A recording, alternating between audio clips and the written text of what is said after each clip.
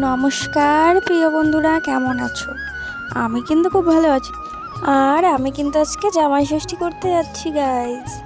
হ্যাঁ, 2 বছর পর আমরা আজ জামাই ষষ্ঠী করতে যাচ্ছি। তো আজকে কিন্তু ভীষণ গরম দিয়েছে। কি গরম জানো তো? এটা জামাই ষষ্ঠীর গরম, জামাই গরম করার মতন গরম। তো আমি ভেবেছিলাম আমি শাড়ি পরে যাব, কিন্তু এত গরম দিয়েছে তার জন্য কিন্তু আর শাড়িটা আর পরতে পারলাম না। তাই কিন্তু আমি একটু চুড়িদার পরেই রেডি হয়ে চলে যাচ্ছি। তো তোমরা কে কে জামাই ষষ্ঠী করতে যাচ্ছ একটু কমেন্ট করে জানিও কিন্তু। ঠিক আছে গাইস, তোমাদের কমেন্টের আশায় থাকবো। আর এই দেখো, এদিকে আমি কিন্তু বেরিয়ে পড়লাম। আমাদের কিন্তু বেরোতে বেরোতে অনেকটাই লেট হয়ে গেছে। ওই ধরো বেলা 2:30 বেজে গেছে। তো যাই হোক, অবশেষে বেরিয়েই পড়লাম, দেরি করে হোক আর যাই হোক। তো আমরা কিন্তু একটা দোকানে ঢুকলাম। তো ঢুকে একটু কিছু কেনাকাটা করে আমরা বেরিয়ে পড়লাম। তো বেরিয়ে দেখো আমাদের যে উজির পুকুরের যে রেল গেট, ওখানে চলে এসেছি। তো গেট পড়েছে। আমি বললাম যে অনেকটাই লেট হয়ে গেছে, আর এসে দেখি যে গেট পড়েছে। এই গরমের মধ্যে যদি গেটটা পড়ে তখন কেমন লাগে বলো তো? যাই হোক, ট্রেনটা যতক্ষণ না যাচ্ছে ততক্ষণ তো ওয়েট করেই থাকতে হবে। তো অবশেষে ট্রেনটা কিন্তু গেল, আর আমাদের অপেক্ষার অবসান ঘটলো। আর আমি তো ওকে খুব বলছিলাম যে দেখেছো তো, এটা তুমি দেরি করে যাচ্ছ বলে তার জন্যই কিন্তু আজ এখানে অপেক্ষা করাচ্ছে ভগবান। তো যাই হোক, আমরা কিন্তু আমার বাবার বাড়িতে চলে এসেছি। এসে কিন্তু আমার সোজা রান্নাঘরে ঢুকে গেছি যে মা কি রান্না করছে দেখি। তো মার কিন্তু সব রান্না কমপ্লিট হয়ে গেছে। আমরা যেহেতু দেরি করে এসেছি তাই মায়ের সব রান্নাই কমপ্লিট হয়ে গেছিলো। আর তারপরে কিন্তু মাকে বললাম যে মা, তাড়াতাড়ি আমাকে খেতে দাও। তো মা বললো ঠিক আছে, একটু ওয়েট কর, আমি স্নান করে আসি, তারপর তোদের খেতে দেবো। তো এদিকে দেখো আমি একটু ফটো তুলছি, একটু ভিডিও করছি। আর এদিকে আমাদের একটা ছোট্ট পুচকু সোনা আছে, তাকে নিয়ে কিন্তু আমি একটু দুজনে খেলা করছিলাম। আর দেখেছো আমাদের পুচকু সোনাটা কিন্তু খুব সুন্দর হাসছে, দেখেছো? এটা কিন্তু আমার পিসি হয়, ছোট্ট একটা পিসি, এটা আমার দাদুর মেয়ে হয়। তো দেখো, ও কিন্তু ভিডিওর সামনে এসে এত আনন্দ পেয়েছে, ও ফোনটা ধরবে। আর ও খুব হাসছিল, খুব সুইট জানো তো আমার এই ছোট্ট পিসিমণিটা। আর ওর সাথে আমি একটু খুনসুটি করছিলাম, তো বেশ ভালোই লাগছিল, সময়টা কাটছিল। আর এদিকে দেখো আমার মা কিন্তু ভাত বেড়ে সব রেডি করছে জামাইকে খেতে দেবে বলে।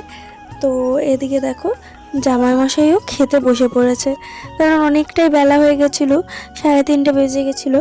আর এদিকে আমি কিন্তু মাম্মামকে বসিয়ে দিয়েছি, মাম্মামকে আমি খাইয়ে দেবো। আর এদিকে জামাইয়ের থালা সাজিয়ে সব খেতে দিচ্ছে।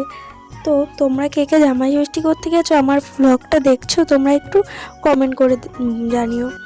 আর তোমরা যারা আমার ভিডিওটা দেখছো, একটা সুন্দর একটা গঠনমূলক কমেন্ট করে যেও, নেক্সট ভিডিওতে তোমাদের নাম নেব। আর তোমাদের কিন্তু যাদের কমেন্টটা আমার খুব ভালো লাগবে তাদেরকে কিন্তু আমি আমার পিনে বসাবো।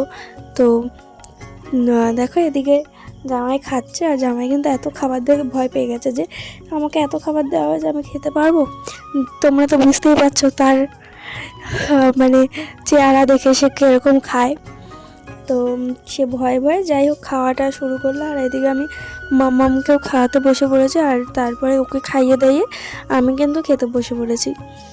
তো আজকে রান্নাগুলো কিন্তু খুব সুন্দর হয়েছিল, আমার তো বেশ ভালো লেগেছে। আর এদিকে আমার ভাইও খেতে বসে, আর ওরও একটু ভিডিও করছিলাম। আর এদিকে দেখো এখনও তার খাওয়া দাওয়া শেষ হয়নি। আর এদিকে কিন্তু আমি মাটন দিয়ে খাওয়া শুরু করেছি, আমি কিন্তু বেশি খেতে পারি না। এই যে জামাই ষষ্ঠী খেয়ে এখন কষ্ট হয়ে গেছে, তাই এখন এখানে এসে বসছে জামাই, জামাও খুলে দিয়েছে।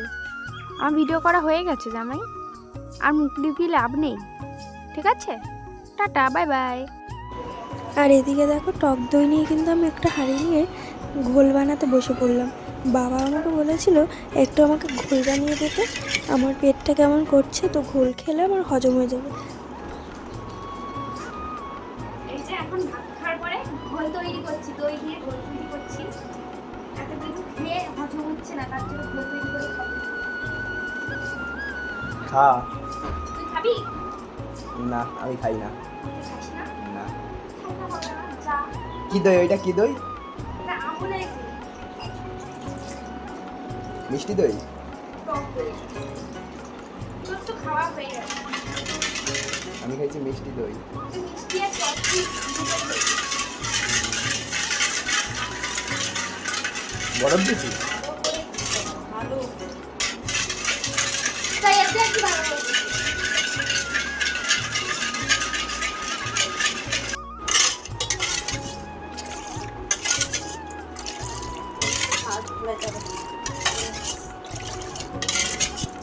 এই তো রানাঘাটে একটা দোকান খুলে দেবো ওখানে স্টেশনের উপর লস্যির। চলবে ভালো সেই হবে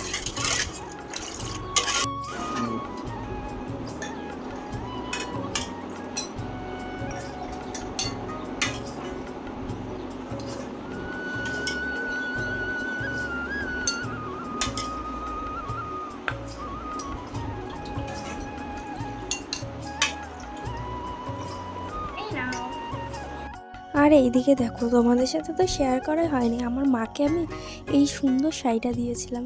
তো মায়ের কিন্তু খুব পছন্দ হয়েছে, আর আমারও খুব ইচ্ছে ছিল যে মাকে এই কালারের একটা শাড়ি দেবো, মাকে পরলে খুব সুন্দর লাগবে।